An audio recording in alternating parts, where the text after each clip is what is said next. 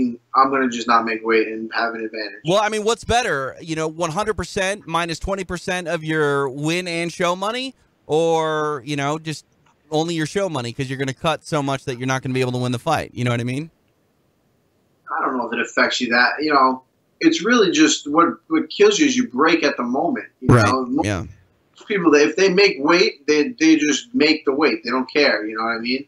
They're not breaking. And then they feel good by these things happen. That's the first step. You got to make weight. You got to make weight. It's enough. Enough's enough. It's you see with these, it's the last 6 people or 7 people now that miss weight all have won.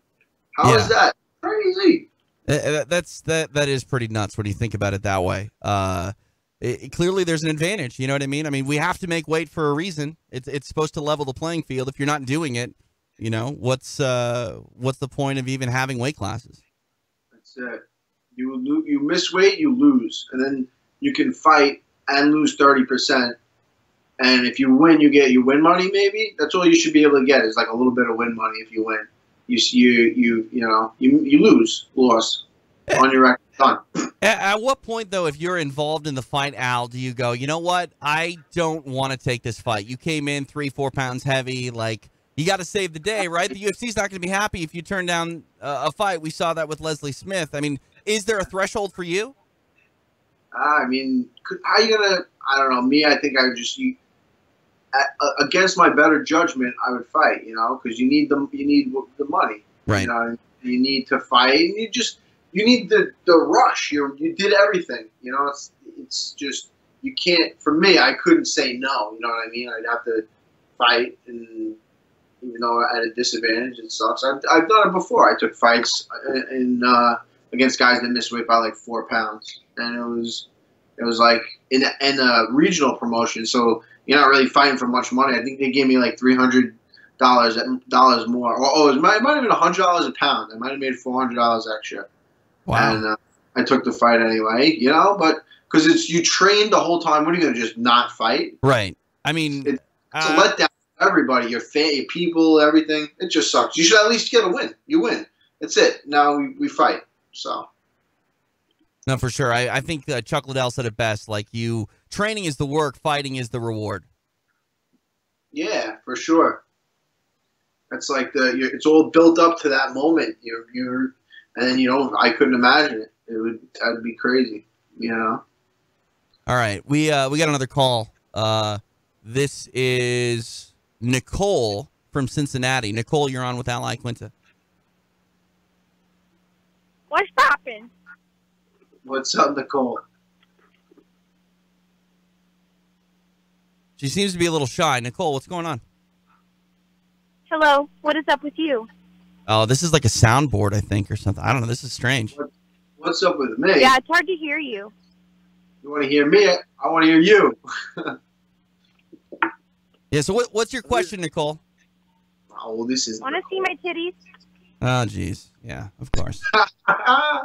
This is great. Yeah. These things happen sometimes in live podcasting radio. I haven't had one of those in like a minute, though. Like, I think that... Because, what's the payoff? That wasn't all that great. Like, if you're going to prank call a podcast or a radio show, you got to go with it a little while. It's got to be a bit. It's got to be a gimmick. It can't just be like abundant.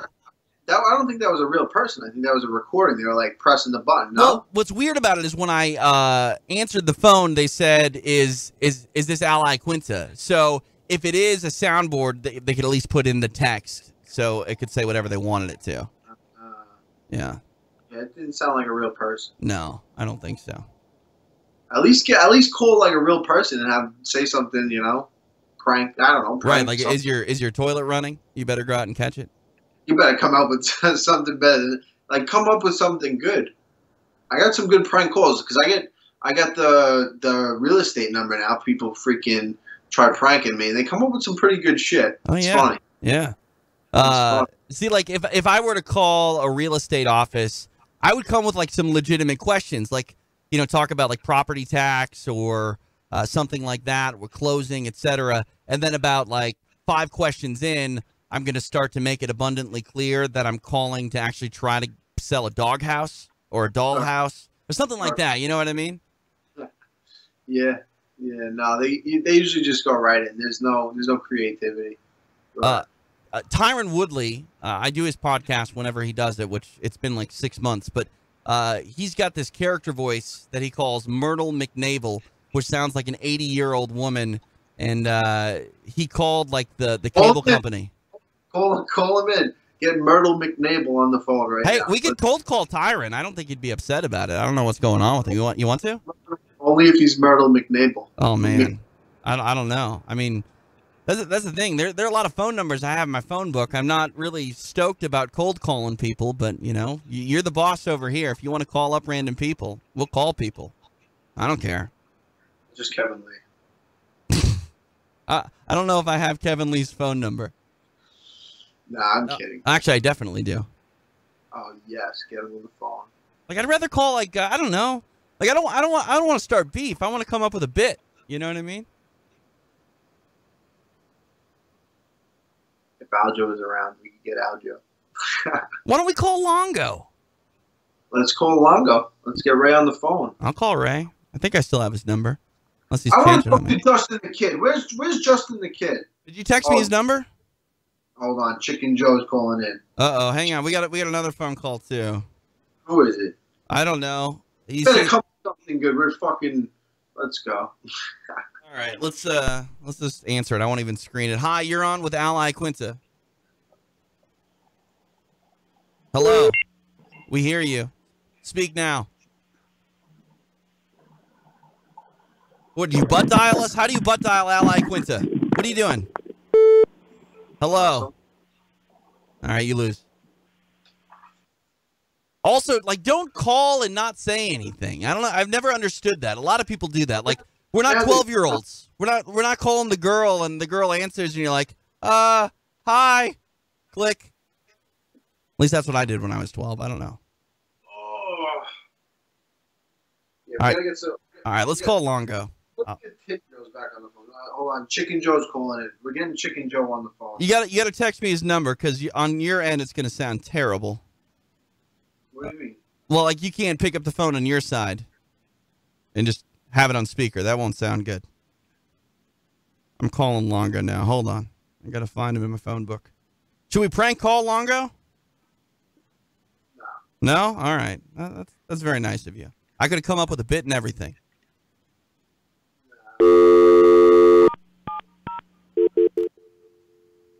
You know, I got to turn down the number here. I got to turn down the touch tones because people can actually diagnose what number you're calling from the tones in an app, and then we'd be giving out Ray Longo's number to the internet. Yeah, no, that would not be good. All right, it's ringing now. Hopefully. Give it a minute.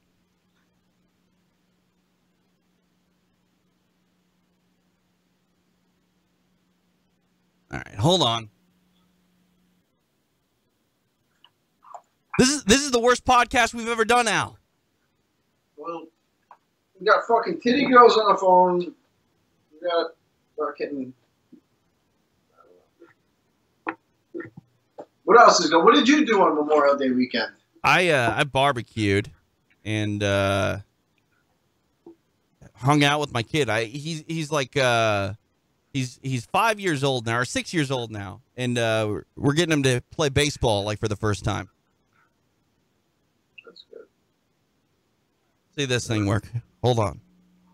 This thing working? Oh, hold on. Oh no. See, this is bad. I'm doing too many things over here by myself. We need to get like a phone screener. Can we get someone to work for free? Talk to me, Al. Talk to me. The girl with the girl that called in. We gotta get her to work for us. Call her back. Do we have caller ID? We'll call her back. That's it. Call her back. We want to call them back. You get their number. Oh yeah. Yo, there he is. How we doing? How we doing, buddy? I'm having a hell of a time over here trying to produce this thing, and Yeah, people are crank calling us. Ray, welcome to the Ally Quintus show. Call me Al. Ray, help! Oh man, how come nobody told me you were calling? Last minute, we just you're on, man. Don't worry about it. I'm happy to. Hey, God. listen, anything for Ally Quint. I'm happy to be here. Don't lie, Al. We don't plan the show out at all. We say it's going to happen at this time. I just think I got a good view of how the show is running at this point. I think you got it right on the. You got it right.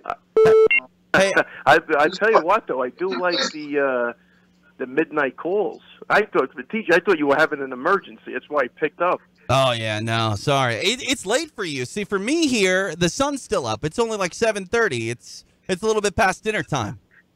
No, but this is when I right about now. Well, you're kind of an old timer. Like, isn't it your Metamucil time, Ray? This is my Metamucil time. You are cutting in to my Metamucil time. What else do we have in there? My preparation H time. There we go. Like all my times. Right. All my times you're cutting into. Time to watch Matlock before you fall asleep. 15 minutes into it. Hawaii Five-0 will be coming on soon on the TV land. What's that called? The Land Channel, whatever it is. There you go. Yeah, you got it all figured out. Antiques Roadshow all night long. Well, I thought this was Al's show. Where is he? I don't know. He's leaning back. You got to move forward, Al, unless you got a better microphone. I'm sleeping. Right. What did you think about the fights this weekend? I thought, I don't want to use the word robbery, but Wonder Boy, I thought that was an easy fight to score. At the very least, 48-47 to Wonder Boy. I don't know how you could give 4 rounds to Darren Till. I just don't. He didn't do anything except until the 5th round. I mean, but I did have my daughter's graduation. I was watching it on my phone as we were driving home, so I could be a little off. I'd have to go back and look at it, but I thought it was actually the first 3 rounds were really easy to score. I'm with you. The knockdown in the 5th round. That was basically the only thing he landed. That's the only thing. What I've heard. He did, yeah. But look, when they announced those scores 49-46, I go, wow, they gave it to Wonder Boy, because I couldn't in my wildest dreams give that guy 4 rounds. And I'm not saying it was an exciting fight. I'm not saying it was definitely close, but one guy definitely did a little more than the other guy. And I thought it was obvious. But the other guy, TJ, his missing weight. What's going on with missing weight, right? And look, missing weight. Here's the deal. Again, so we have going into this fight, we had 6 guys miss weight, 6 guys won, 6-0. You have guys on PEDs, on performance enhancing drugs, that losing record. You know what I mean? Like, that's more of a major. But those guys are really considered cheaters. These guys are cheaters with the weight. I mean, now they're not doing steroids, so now they're gonna abuse the system by not killing themselves to make the weight. I mean, this guy was willing to give Wonder Boy his whole purse. He didn't care about the money. Oh, is that what he said? Oh, yeah. They took 30%. He was willing. He said he offered them all of his purse. I mean, so this is the problem. It's already forgotten about the weight. Nobody's even talking about that anymore. They're just talking about, the W. And, with Kenny Florian today, Kenny's like, 2 years from now, all they're going to see is the W. I go, Kenny, 2 years. 2 days. Right. It's been. The weight thing is not even an issue. Hey, hey, Ray, I'm curious. And how about this? How about we do this? How about the next time a guy misses weight, it's 30%, and you lose a point in the first round. You go in there 10-9 to start. How's that? Maybe it'll make for a more exciting fight, but something else has to be done. They don't give a shit about the money. I was saying to TJ, it should just be a loss. You miss weight, you got a loss on your record. You fight for, maybe your win money, and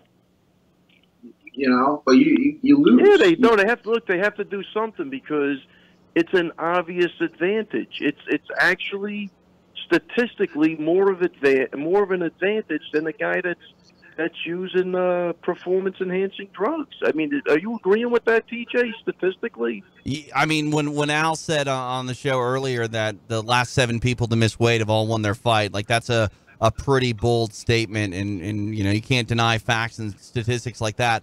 The real problem for me, Ray, and I'm curious what you think about this, is if Darren Till has this win, count on his record, which it obviously does, should it progress him in the rankings? Should he move up? Should his next fight be bigger than a Wonderboy Thompson fight? I don't think so. It shouldn't be, but marketing-wise and what they're doing with him, it probably will be. Yeah. I don't think he's going to move up in the ranks. And the other thing is, the way he acted, like he really did something huge. The guy really didn't do anything in the fight. And I don't know. Here's my question too. Did we ever get to the bottom of what his family emergency was? No, I mean, no, I haven't heard anything, and I guess if he hasn't disclosed it, he's probably not going to. Oh, I just thought that was, They said, I don't know. I think that's a little weird too. It's a touchy subject, but the thing is, everyone has things that come up when you're cutting weight. The only way that you should be able to make weight isn't when everything goes perfect. You should be able to make weight. Everyone has things that come up. They miss a flight. They get stuck doing something. Listen, yeah. This guy went to England. This guy's in his backyard. He missed weight. Frankie Edgar, his father died and his grandfather died a week before the fight. He made weight and he won. Yeah. Because Frankie Edgar's a fucking professional, and that's the reason he makes weight. I'm saying this is a red flag. It really is, and the guy's huge to begin with. The strawweight champion over at Invicta, her name's Verna Jandiroba. She came over to make her debut on, I think it was kind of short notice, but regardless of the point, there was an issue with her visa, and she was having some travel issues, and they wouldn't let her in the country. They kept her in an airport in Brazil for 2 whole days. She flew to Kansas City, got off the plane, and made weight. And she wasn't like walking around naturally at 115. Like she literally cut weight in the airport in Brazil, kept the water off on the plane, and weighed in. And then she fought someone here in the States that actually missed weight by 2 or 3 pounds. So unbelievable. I'm saying, to me, that girl's a winner for the rest of her life. She's conscientious, and she follows the rules. Period. It's that simple. Right. I mean, correct me if I'm wrong. You guys know better than me, but like you were saying, Al, there are a million excuses to miss weight, but you can't buy into one of them. If you miss weight, it's because you didn't do your job. Yeah, I think period. I think it's pretty cut and dry. When I was fighting Joe Lazzone, there was a snowstorm coming. I ended up calling them and asking to leave a day early. He left and got stuck somewhere, and he was like 2 days late. Still made weight, he did what he had to do. You do what you got to do, and that's it. The Lazzone's that guy. I mean, yeah, this was a little bit of a problem. But again, I'm glad we're still talking about it because I believe everybody else has already moved on. Yeah, they're just talking about the win, and now they're coming up with ways of why they thought he won, and it's just I the boy said stop. I go, you won the fight. Stop being so nice in damn interviews. I mean, the guy's just such a good dude that he'll never say anything disparaging. And then when he doesn't, they say, well, even Wonderboy said, he was getting kicked in the leg. But 2 kicks? You know what I mean? Two stomps to the leg. I mean, he's being a nice guy. He's a humble, good dude. He won that fucking fight. I think Big John McCarthy said it best, and he said that people are forgetting that there's a criteria for judging, and it is as follows. It's based on effective striking, grappling, aggression, and cage control in that order. Some people were saying that Till was controlling the fighting space, the octagon, if you will, but at the end of the day, like that's one of the minimal criteria. If everything is even, then it comes down to aggression and cage control. But when it comes to the quality of strikes, I thought it was pretty clear over the course of 25 minutes that Wonderboy was landing the quality strike. I'm telling you, really, TJ, I thought it was obvious. And honestly, if he was controlling the space, he would have been in that guy's face. Do you know that when he backed, like he would back Wonderboy to the cage, which is where I thought he would want him, he did nothing. He stood there and looked at him. What did he control? Wonderboy would circle right back out to the center. He was the guy controlling the distance of that fight. You're not going to find any argument with me. And the other thing that I think we got to start doing our due diligence on, and I'm not saying in this fight, because there wasn't a lot that happened, but we have to start going over those fight metrics numbers. I know with some of my guys that have fought those numbers, I go back and look at the round and what they're posting on TV. TJ, I'm not even close. I'm not close to what's going on, and yet we're taking those fight metrics stats as gospel.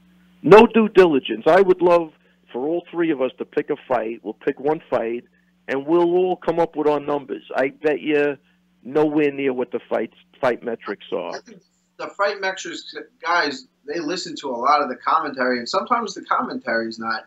They'll say, "Oh, takedown," and it's not really a takedown. They'll count it as a takedown or a strike. They'll make it an emphasis on something. Where do they sit when what is it? Look, I gotta go back and look at some of my notes, but there was one fight where they flashed off. It was like 20-10.